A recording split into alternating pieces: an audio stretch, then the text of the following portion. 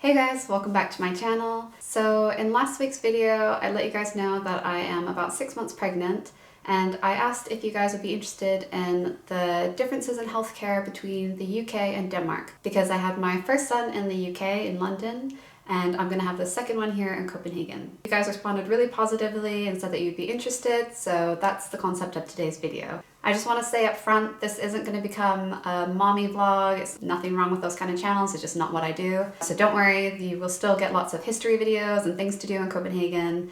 This is more just kind of coming from the perspective of an expat living in Denmark who can maybe notice those subtle differences in the healthcare system here in Denmark that maybe a native Dane might take for granted, or you just don't even know that it's something special or different that you do here. So before we begin, I want to do just a couple disclaimers. The first one is that my first son was born pre-corona times. This baby will be born in a world where we have corona, so while things are a lot more relaxed now here in Denmark, this may affect the experiences that I had, so just keep that in mind. Also, as I said in my last video, I found out very late in this pregnancy, whereas in my first pregnancy I found out very early on, so that might affect, again, my experiences that I had, just because I kind of joined the party a little bit later here in Denmark than in the UK, where I started the whole process a lot earlier. And finally, if I mention something that might be perceived as a negative for either Denmark or the UK, just know that I'm not saying one is better than the other. It's just, it could be so variable. That's just my personal experience, how I experienced it.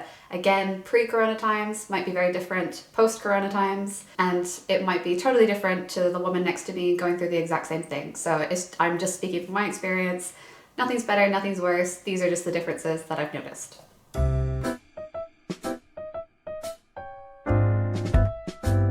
So I'm actually going to make this kind of a little series. This first video will be all about the pregnancy process and visiting midwives, the hospitals, all that stuff that comes before the baby. And then the second video I want to do will be about the hospital stay, the labor, the aftermath of having the baby, just how those differ between the UK and Denmark.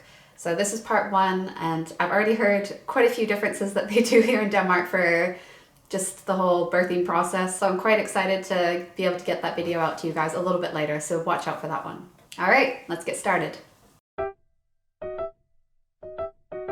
Okay, so the very first thing I noticed, the process is pretty much the same both in the UK and Denmark for getting the ball rolling, so to speak. You just go to your regular doctor, you say I'm pregnant, you do your blood and urine test just to confirm everything, and then that kind of starts the process from there. And the first thing that I noticed was that, so in the UK you get, I'm going to try and cover up my personal data, but basically you get a little booklet that you take around with you to all your appointments.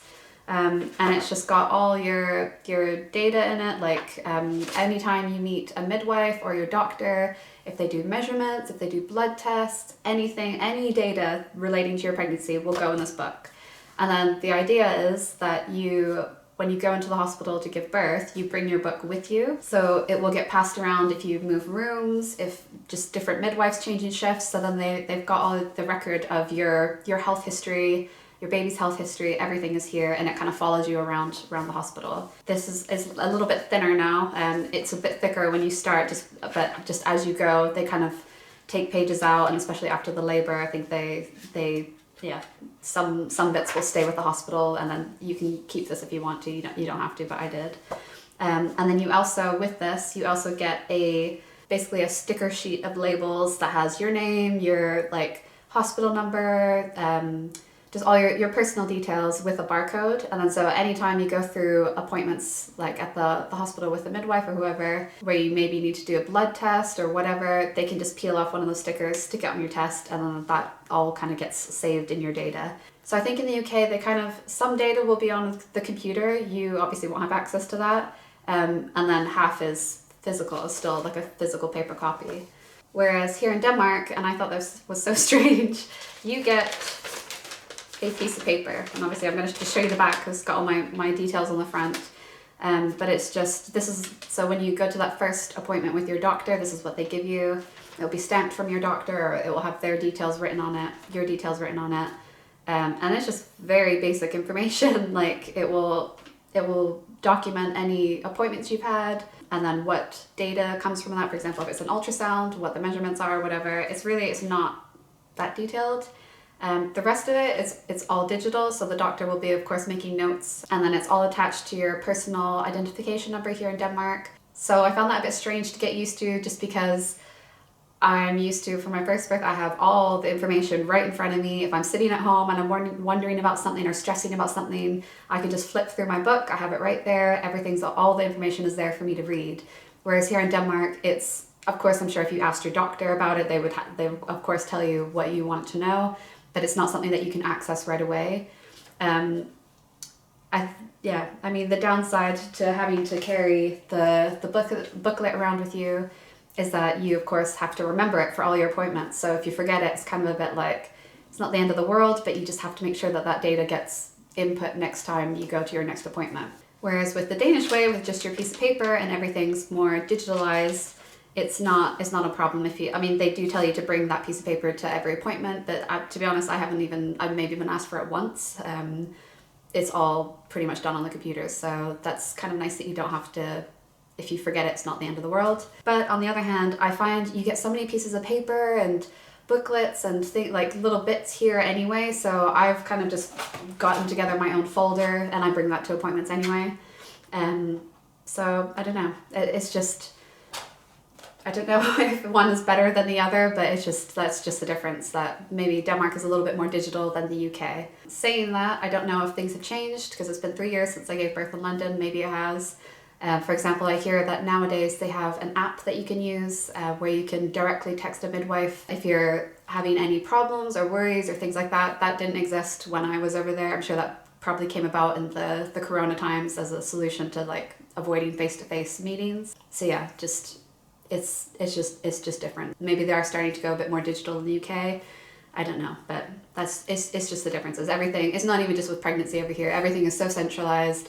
Everything is digital and everything's connected to your national health number over here, which is nice, because then it's easy to look up, and then if you need to go to different doctors, it's all there on the system. Oh, and you also get the little label sheet with the stickers with your name and a barcode over here in Denmark. So again, that's another piece of paper that you just start collecting all these pieces of paper that is helpful just to put it in a folder and bring it to appointments anyway. And again, it's for the same purpose. If you have any tests or anything, they could just peel one off, stick it on whatever test it is, and it gets sent away. So yeah, it's pretty similar, just maybe different approaches where Denmark is more digital. The next difference that I noticed is that in the UK, you get given quite a lot of freebies and things like that. So for me, at least, with the very first midwife appointment that I went to, I can't remember how many weeks I was, like, I can't remember.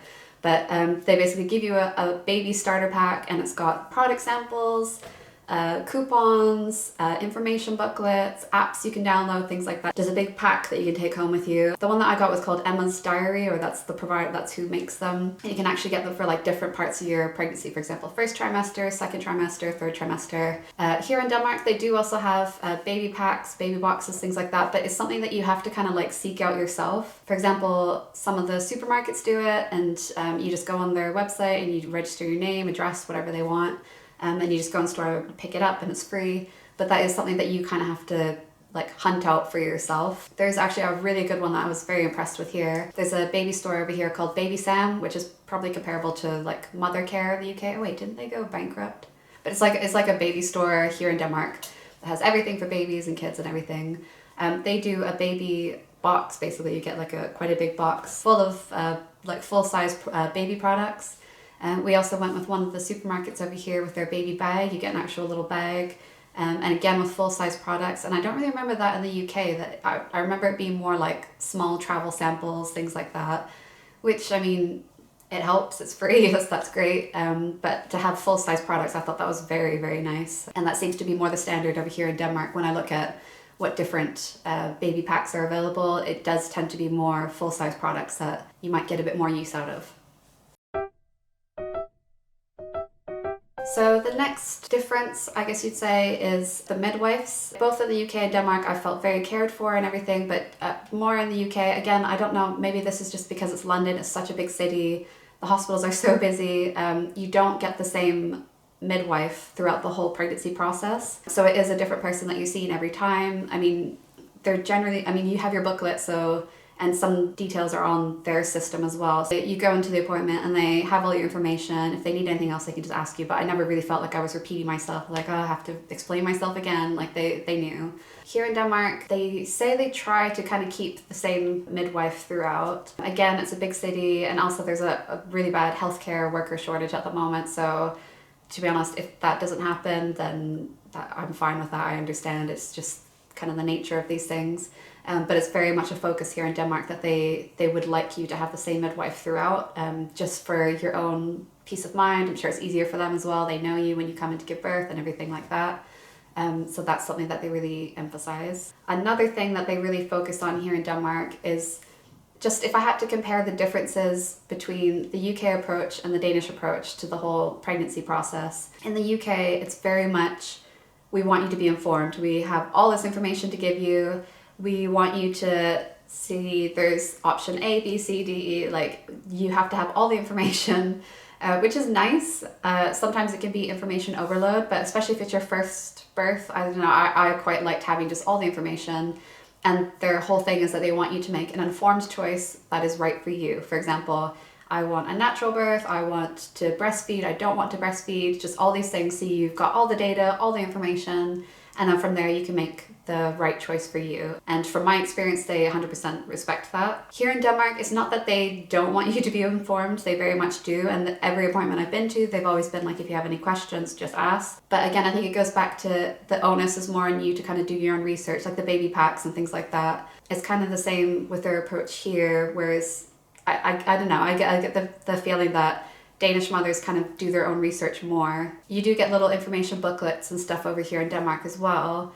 But the emphasis is more, I'd say, on the mother's, how do you word it? Like the mother's feeling, and basically they really stress that they want you to feel like relaxed, trust them, the providers, just that it's a stress-free pregnancy and that you feel supported. I guess that's really the more, so it's more about how you feel rather than the information that you receive. Again, London being such a big city, you can feel a little bit like just a number in the system, and you are really.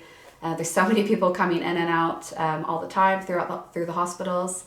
And again, if you have a different midwife each time, it's just, yeah, you are a number in the system. Whereas here, they try and keep the same midwife, make you relaxed. Any questions you have, you can ask, but it's very much, they just want you to feel like trust in that they'll provide you with the best care.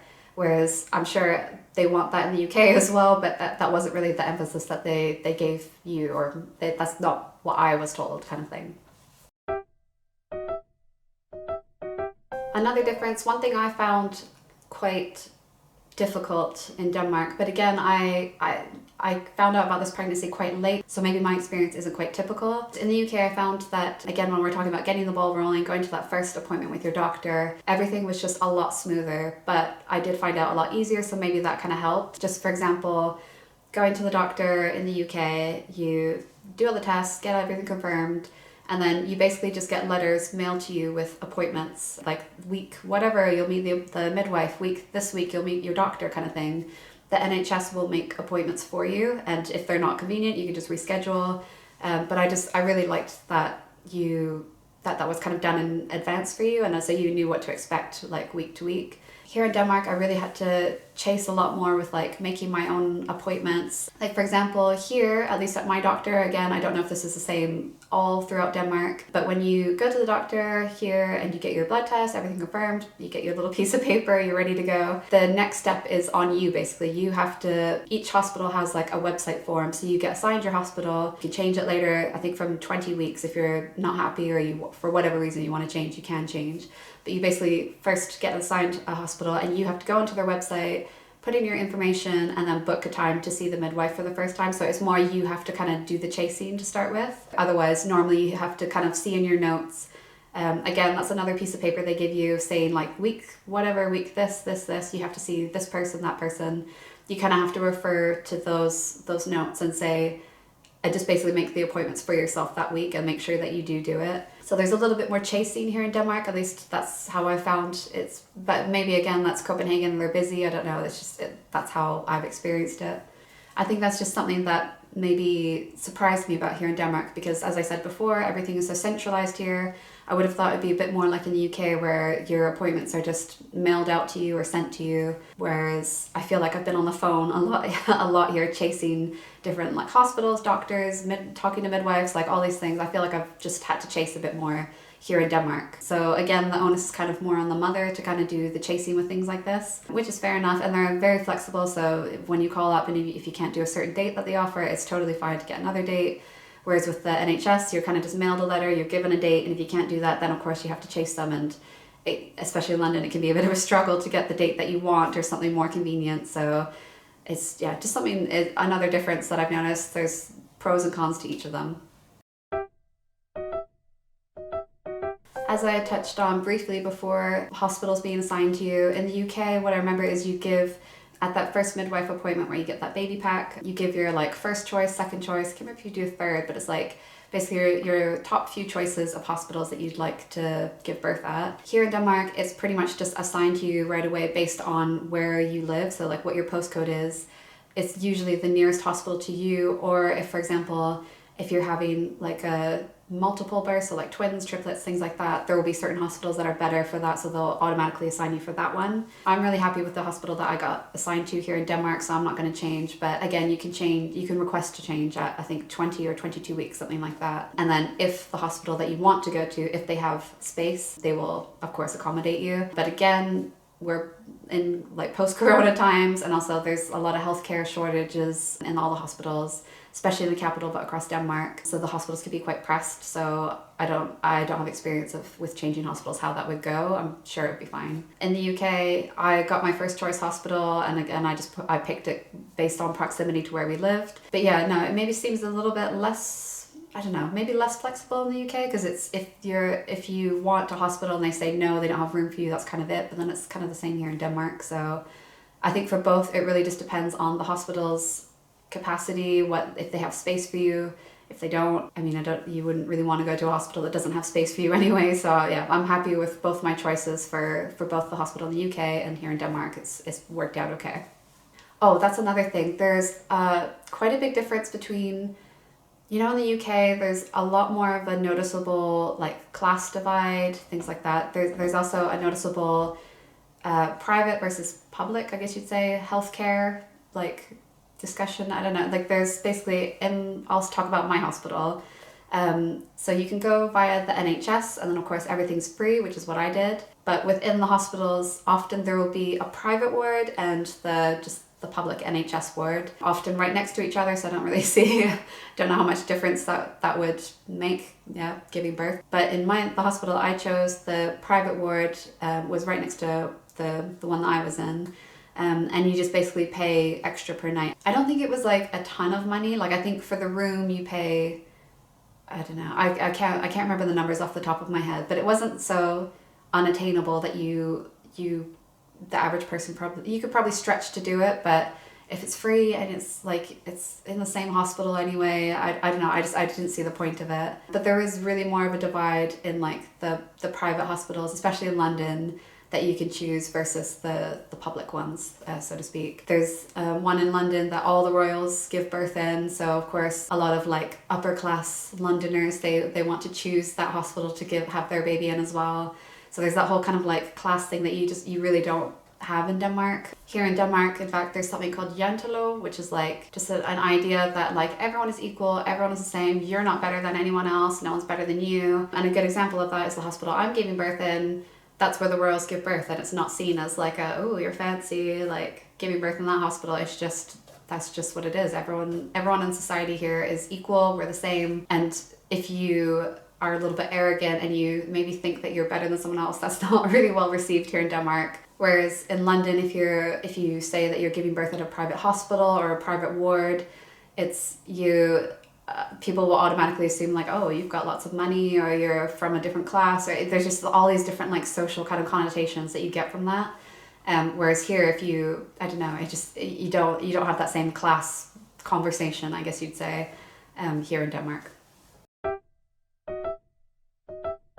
Another difference I noticed is that, again, I don't know if this is because of Corona, if the pandemic has affected this, but I noticed that hospital tours don't really seem to be a thing over here. But over here in Denmark, I know, for example, if you're having like anxiety around the birth or like fear over it, you can talk to your midwife and they can arrange for you to have a tour around the ward, see the labor rooms, so it can kind of relax any anxieties new mothers might have. But it's not really offered, it's not like a given. Whereas in the UK, it's almost, at least in my, like, in London, it was almost expected that, okay, yeah, by week whatever, 16, you go to tour the hospital. And then both me and my husband went. And then you're just in this group of, I don't know, the group we were in was maybe like 10 people in all. And you get to literally like walk around the ward. Obviously not like in an active labor room, but if they've got one like that's empty, you can of course like have a look in there. And also usually both in the UK hospitals and Danish hospitals, they tend to have like different sections in the ward. So you'll have one which is like the labor ward, which may have more medical interventions, like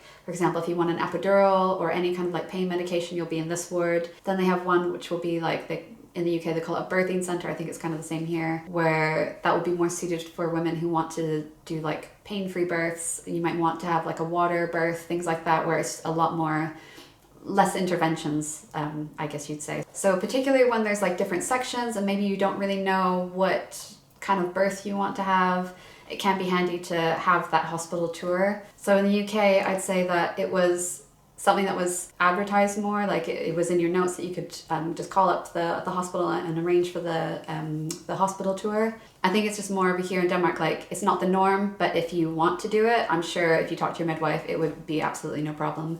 And again, I don't know if that's just a Copenhagen thing that a post-pandemic thing that they don't really offer it by default. So maybe it's different across different hospitals in Denmark. Maybe it was different before, I don't know, but just like I remember that was like a very big appointment that me and my husband were quite excited for, just out of curiosity, just to see what the hospital would look like, where we would actually be going. Whereas here it's not really on the agenda unless you ask for it. One thing that's been pretty much the same across the board is the healthcare workers in general, both the midwives and doctors. Both in the UK and in Denmark, everyone has been super caring. They listen to what you have to say, they listen to your experiences and take it seriously. And even here in Denmark, they can hear that Danish is not my first language and I might not know all the technical words and terms and things like that. Everyone's been super supportive, and I really feel like I said earlier, that the Danish approach is that they want you to feel relaxed and stress-free. I really feel that each appointment that I make with, especially with the midwives, they all are super attentive and listen to you. And if you have any fears and concerns, questions, anything like that, they are more than happy to talk anything through with you. So that's been really nice, especially as an expat in a country that you're not native of, maybe you're not fluent in the language. Just having that stress kind of taken off, that they'll listen to you no matter what, it's been a huge help. So another small difference I've noticed is basically the date that they let you be pregnant. I don't know how would you explain this, but basically in the UK they tend to induce you, which means it will start labor like artificially. If you don't go into labor, you're past your due date. They can induce you, but the date for that, I think it's 40 weeks in the UK, and my son he didn't want to come out, so he ended up being induced. Here in Denmark, they were actually surprised that they induced him so early, even though he was over his due date, because here in Denmark, they don't really consider that until 41 weeks, unless there's some kind of, I don't know, concern for you or your baby, like the baby's measuring really large, or there's some kind of worry about your or the baby's health, something like that. They wouldn't really do it before 41 weeks. So that's just another little quirk, another little difference that they do here differently in Denmark. So I think that's about all the differences that I've noticed so far. Like I said, I'm going to do another video about the whole like labor process, hospital stay, all the differences between that. But I've heard they do quite a lot of funny different things here in Denmark that kind of have shocked me. I don't know if that's how I'll experience them or if that's the norm, but just for example, apparently here it's the norm, even pre-corona times, after you give birth, if everything's fine, like it's been a normal birth and everything, they dispatch you 4 to 6 hours after the birth, which blows my mind. For my first birth, I was in hospital for 6 days and I could barely walk at the end of those 6 days. I understand that my experience was quite like an extreme one, quite a bad one, so that mine wasn't the norm, and I'm sure if the same happened over here in Denmark, they would keep me in hospital until I'm healthy enough to go home. But just that's like in the UK, that's not expected, that you would go home 4 to 6 hours after the birth. I think Danish women are made of tougher stuff for sure, because that shocked me when I found out. And just other things I've heard about, like apparently the food in Danish hospitals is really good. Just all these little differences that I've heard about that I can't wait to see how it goes. So yeah, once I am not too sleep deprived to make that next video, you can expect that one. So hopefully you'll join me for that one as well. So that's all for today. Sorry that was a lot of talking, but hopefully you found that interesting just to hear some of the differences that I've noticed, both in the UK and the Danish healthcare systems. But for now, I hope you all are having a great week. Thanks so much for watching. Don't forget to subscribe if you haven't already, and I'll see you next time.